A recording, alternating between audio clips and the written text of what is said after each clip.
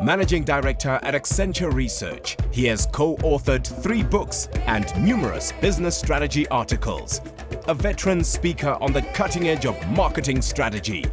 Please welcome to the stage, Paul Nunes. Thank you. Good morning. So much change, right? So much new technology. It's enough to make you feel lost, a little bit lost, right? Does anybody here feel a little bit lost in their business? And I never feel lost. Do you know why I never feel lost? Because I've got this. What do I have on here? I have Google Navigation. How many people here have Google Navigation? Good, well, most everybody in the room, right? Use it to find where you are. Even here in South Africa, I'm not lost. But it wasn't always that way, was it? There was something that came before that. What came before Google Navigation that we all have and use? There was Garmin, there was TomTom, there were the standalone GPSs. How many people had a standalone GPS system in their car? I see a lot of hands going up. That's great. How many people really loved their GPS system, the standalone system, or the system in their car? Really love that car system, right? Oh, it's great. You have to pay $500 or whatever every couple of months to get the new maps, but that's okay because it's in my car. Or other challenges. No, we don't really like the old GPS system. In fact, we prefer Google Navigation on a number of different ways. And so let's think about that a little bit. Why is it that we like Google Navigation so much and don't really like the old ways? Well, there's 3 real elements. There's 3 generic strategies by which we can please customers, right? And Michael Porter taught us there were 3 generic strategies. People know Michael Porter, 3 strategies. He said, well, you can be differentiated. You can have lots of good features. You can be cheaper. You can compete on price. Or you can compete on something you call focus or customer intimacy. You can get closer to the customer, which kind of means if you're not cheaper and you're not better, you really better be liked by your customer, right? But until now, those were the only 3 ways that you could really compete. And all of those GPS systems were competing on a dimension of price or quality or fit with you as a customer. But what happened next with Google Navigation? Well, there wasn't the discipline of strategy, the disciplined market leader. There was undisciplined strategy, because what it did is it competed on all 3 strategies at the same time. It was cheaper. It wasn't a good price. It was free. It is free. It was more differentiated. You had real-time updates of data and software. How many times, for those who had the old systems, you'd go someplace, the thing is gone, the street's not there, right? Real-time updates. And then there was customer intimacy, which said, I didn't have to go to my car to figure it out, or my GPS. It was right there in my phone. If I made a phone call, if I did a Google search, it was right there. It was close to me. So it was better on all 3 dimensions. It had conquered strategy and obviously became very successful. Now, if it were just a function of obliterating Michael Porter's theories on strategy, that would be pretty good, right? That would be a pretty big difference. But in fact, it had real-life implications. Because if you think about what happened to Garmin and TomTom when Google Navigation was introduced, you see a very disturbing picture. This is the sales curve that was projected for Garmin in 2007 when Google Nav was introduced. This was the new projection that they created, and this little unfortunate one here, that's the actual sales of Garmin after 2007.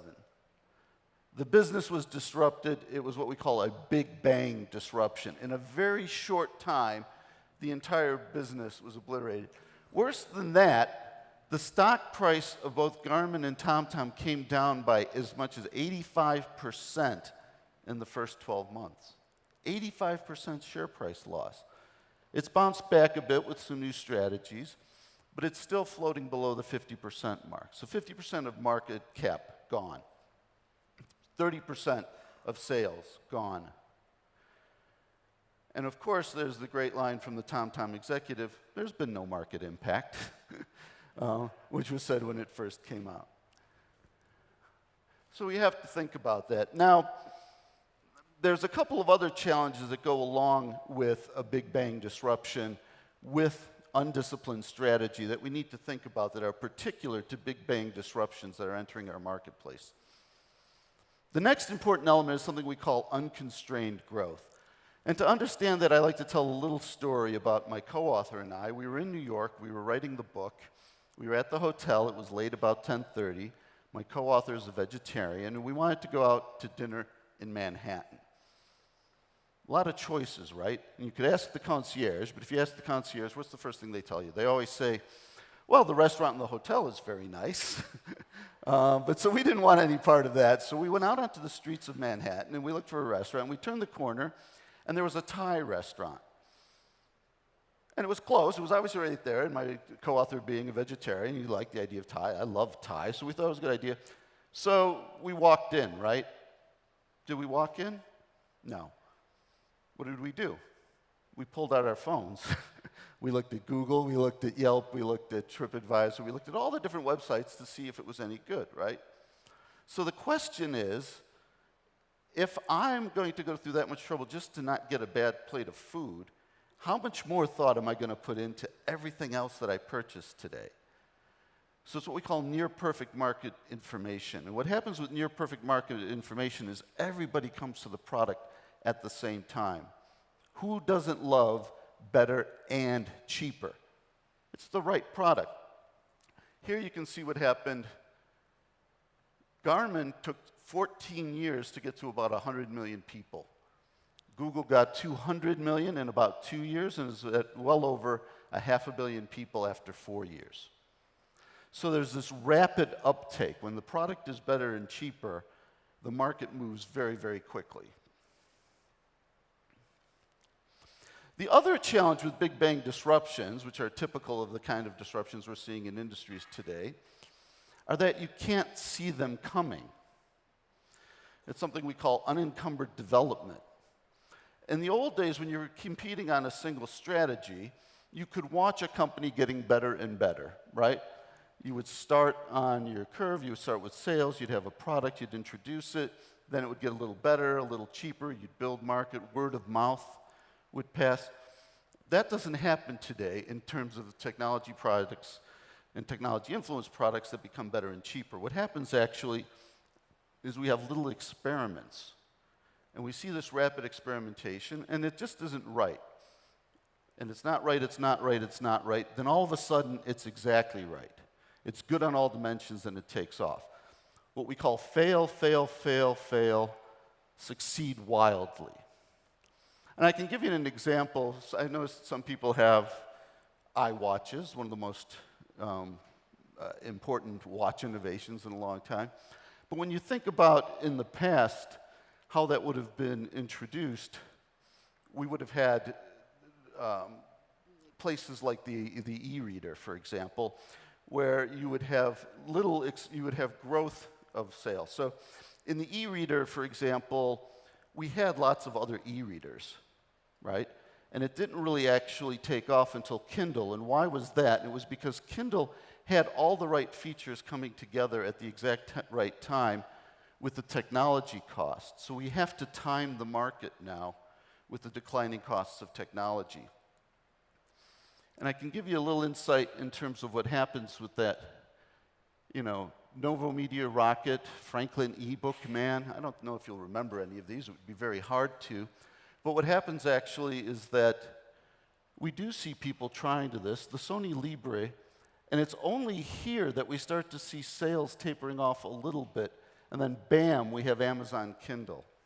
Now what's interesting about the Amazon Kindle to think about just a little bit is, did Amazon ever create an electronic book before it introduced the Kindle and had the success that it did? No, in fact, it didn't really have a capability of making it. How was Amazon able to make a Kindle? Turns out it actually borrowed the capability, the production capability of Foxconn. the same maker that makes the Apple products, right? So what we're starting to see is that we start to time our entry into the market by the technology and partner with technology companies to actually succeed at exactly the right moment in the market. Now, overall, we think this fundamentally changes the way that we think about market adoption of products. How many people here have heard of Roger Everett's The Bell Curve, the 5 segments, leaders, laggards, right? And some of you may have even heard of Jeffrey Moore's Crossing the Chasm. How many people know Crossing the Chasm? Some folks here. It was an important idea, particularly in software. And it was this idea that if you didn't sell past that first early adopter, if you didn't sell into the middle and late adopters, the early majority, you were never going to cross that gap and get on the bell curve and have a whole wonderful life of your product. So you had to cross that chasm. What we find now is there is no more chasm. There's only trial users and everybody else. Because I'm old enough to remember when it was really cool to have a Palm Pilot that didn't work very well and that cost the equivalent of $1,000 today, but it was just cool to have it. How cool is it today to have technology that doesn't work very well and is really expensive? It's not. If you buy that now, you're just kind of dumb, right? So we don't see this bell curve anymore. We don't see chasms, and we don't approach strategy that way. So that's the second way strategy fundamentally changes because of Big Bang disruption. But a really important element to that is that if we don't have this bell curve, we don't have the funding from the early adopters, right? Which pays for us to do our continued development. So one of the first fundamental important things to notice about the shark fin, we move from a bell curve to a shark fin. The important thing to note is we don't have this space in here where I can reinvest earnings. I go from here and I have to go up to here very, very quickly. So where do I get the funding for that? How do I get the right invention? And that's why we have to be thinking of new things, new platforms. We'll talk about that in a moment. So the next logical question then is how can there actually be Big Bang disruption? How can you be better and cheaper at the same time, and why now? Turns out there's at least 4 reasons you can be better and cheaper at the same time. One of them is platform subsidies. Now, you're going to hear a lot today about platforms, but I just want to tell you a little bit of something you should think about in terms of platform subsidies, because again, it goes back to this little thing we have in our pockets, right? This is a supercomputer, in essence. This is, 1 million times the technology that took us to the moon. And it's in everybody's back pocket, and it turns out that Google Navigation didn't have to give us this machine or sell us this machine, right? TomTom, Garmin, they had to sell us the standalone device. Google Nav simply put it on something else that we were already carrying around. In one of the presentations, we talk about we can list 35 different industries that have all moved onto here. Video cameras, flashlights, right? It's all on the platform. I don't have to sell you a metal stick with batteries anymore. It's on the platform. Cross subsidies. The other thing that's really interesting is once I borrow the cost and the investment that a consumer or customer has in a platform, I can deliver my app, my whatever, very cheaply on top of the platform. And that opens the door to tremendous new cross-subsidies, subsidies and cross-subsidies, which is that I can actually get someone else to pay for it, right? So Google Nav is free, but it's only free because it's actually using that information for other businesses and charging other people for that information or using it to get money in other ways for advertising that. So there's actually a cross-subsidy. To make this very real, there's a very real and interesting thing is what if we have automated vehicles, right, autonomous vehicles? Well, they might never hit each other, which means that the real need for auto insurance might drop dramatically, almost to the point of nothing. Now, suppose instead of, say, $1,000 or as much as $3,000 or more a year for auto insurance, What if the real cost of insuring an autonomous vehicle was somewhere as $5 or $10? Not only can you sell it at a different price point and competitors come in, but all of a sudden it opens to the door to lots of other ways that I can get other people to pay for that. I might give you your auto insurance when I sell you the car. It might be bundled in that way. I might give it on the back of a soda can, right? There's a lot of different ways now I can deliver products when they become much cheaper through cross-subsidy and enable cross-subsidies. The third way is zero or near zero marginal cost. A simple example of that is newspapers write all of the things you see, Drudge Report, Reddit, online, free New York Times sort of things. Why can they do that? Because there's zero net marginal cost. The next copy that I give to you is free because it's just bits, right? But there's some important implications I'd also like you to think about in that, which is an example I got from Brazil where a bank actually had to create a mortgage appraisal of houses every year. It's a digital product. So what did it do? It started delivering its customers, the bank customers, said, if you're a bank customer of ours, we'll give you a free home appraisal every year. Well, it turns out it's not free. It turns out that regulation says that that's something they have to do, and they have to have that asset. But now it's free to deliver it to everybody. And you might say, well, that's kind of okay, but imagine what that did to the very substantial business that was home appraisal business in Brazil. So if I used to charge you $500 for a home appraisal, and I had a very nice business in that, now that's given away free by the bank. Overnight, that business is wiped out. And then the last one is something we call net negative cost of innovation, which means, it's a little complicated, but it means exactly what it sounds like. It means on net, the cost of innovation is free or less than free. Now, how can that be? Mark Twain once said that he liked Wagner's music because it was better than it sounds. I like to think this chart's better than it actually looks. It's a little complicated, but what this says quite simply is that there's two things going on in innovation. One is deflationary pressures on costs. Moore's law is bringing the cost of everything down, right? It seems like anything you can buy today, you can buy tomorrow cheaper.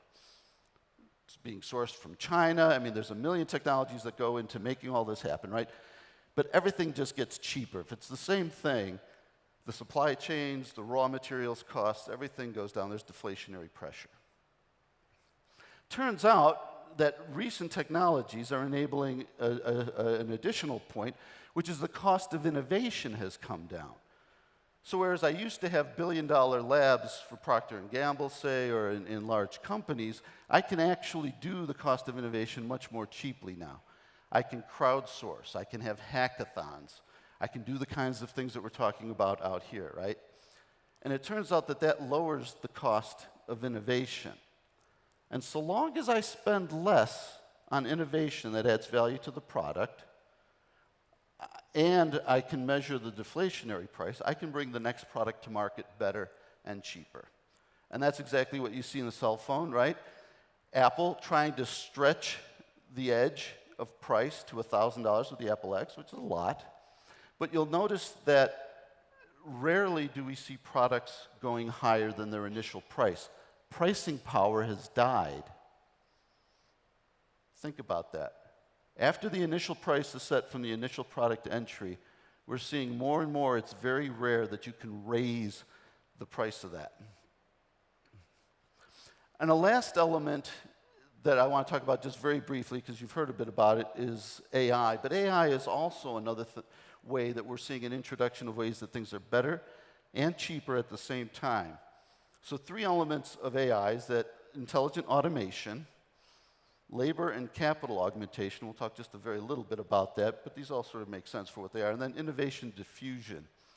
And these are 3 of the ways that AI actually changes the cost structure of industries. In fact, we think that's so true that we've done some research, and you can find it. We'll get it to you. It's published research on how AI is almost certainly the 4th factor of production. Because what's interesting about AI is that it actually has the impact of human capital, but it has the cost and investment structure of physical capital, right? So capital and labor used to be discrete. Now with AI, we find this interesting thing in the middle, and so we have to think about the way that that impacts growth. And we've thought a lot about it. William introduced some of it. This is a little bit more of the numbers. These are the numbers of the projected GDP or GVA growth in these countries. And these are the revised estimates of annual GVA growth in the year 2035 based on the evolution and the addition of AI. And what's interesting here is what we found is that it has the ability to nearly double most mature economies' economic output.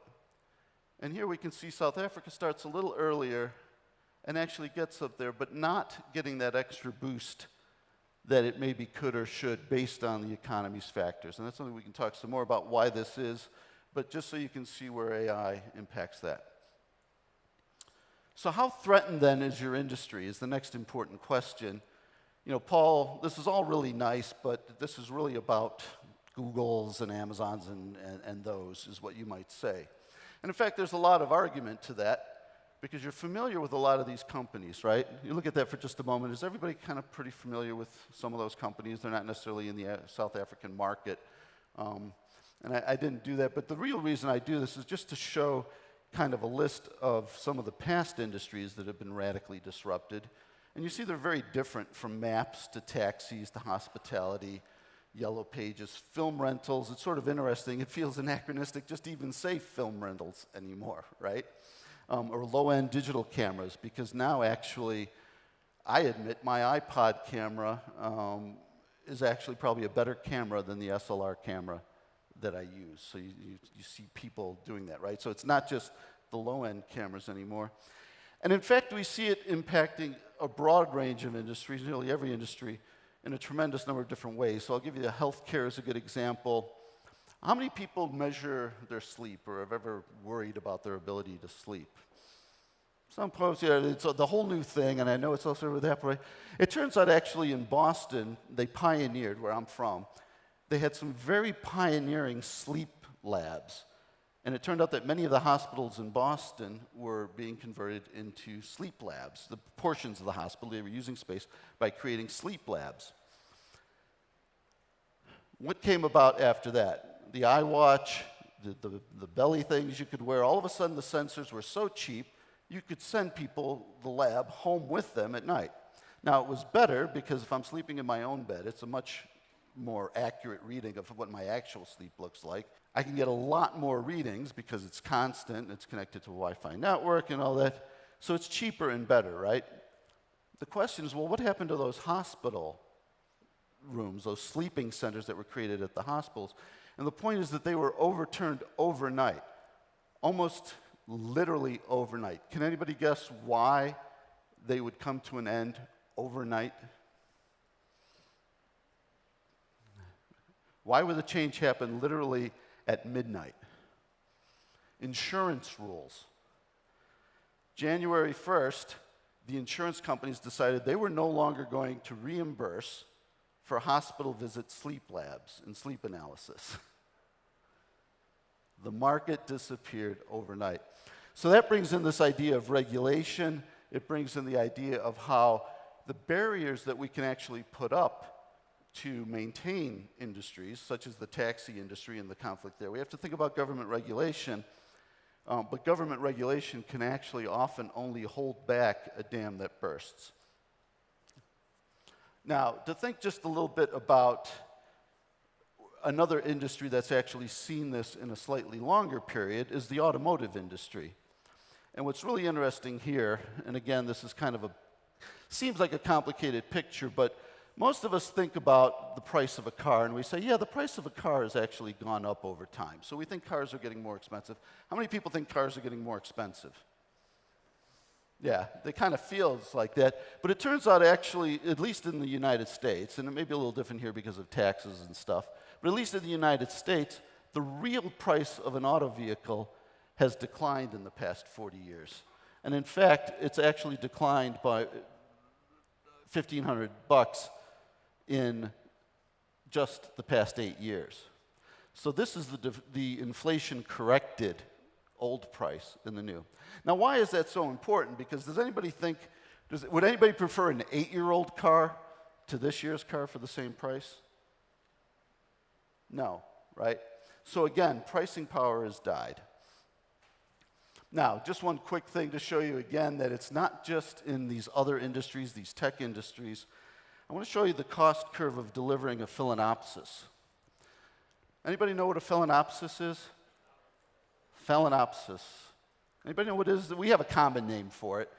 They're pretty prevalent here in Africa. I've seen them already since I've gotten here in South Africa. I've seen them in bathrooms. Orchid, thank you, they're an orchid. Now, what's happened to the price of an orchid in the past 30 years?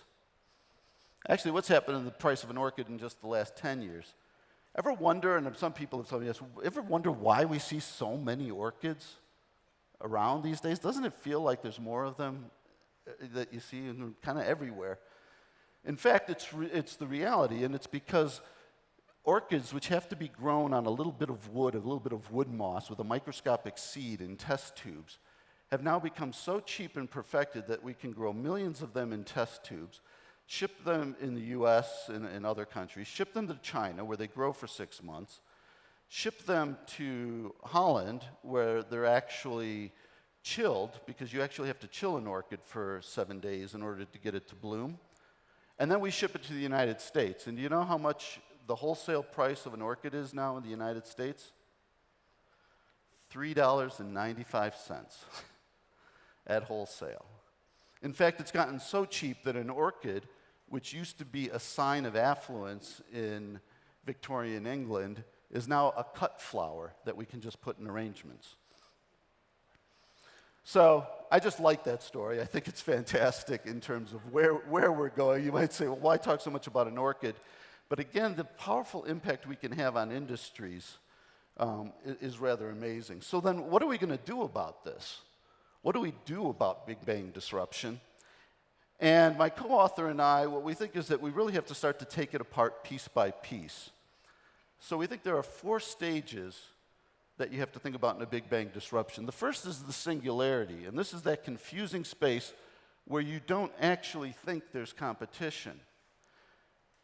And it gets harder to see what the competition is. So a couple things we have to do. We have to look much harder at failed experiments. Traditionally, when we see companies fail, we think they're ultimate failures, right? We say, well, that's not a threat. This company did that, and they went down in flames. But actually, we see, no, failure is not a sign of ultimate failure. Failure is a sign that somebody's actually trying something that might be really important to us and really concerning to us. And in particular, if we look at the inevitable future of our business. The second part is what we call the Big Bang. And you see, Big Bang requires a very different strategy in this space. The Big Crunch, which is much faster, and entropy. So let's think about the different strategies you need. I talked a little bit about the new foresight that you need in the singularity. In the second part, the Big Bang, what you really need is scale management, right? And who's a company now that's having, on the edge of innovation, what's the most innovative company perhaps in the world that's having a scale problem? Tesla, thank you. Wow, that came out very fast. Tesla. Because it doesn't matter how great a product you have and if you get the right product if you can't deliver at scale, right? So our strategies have to start changing about the way we think about production.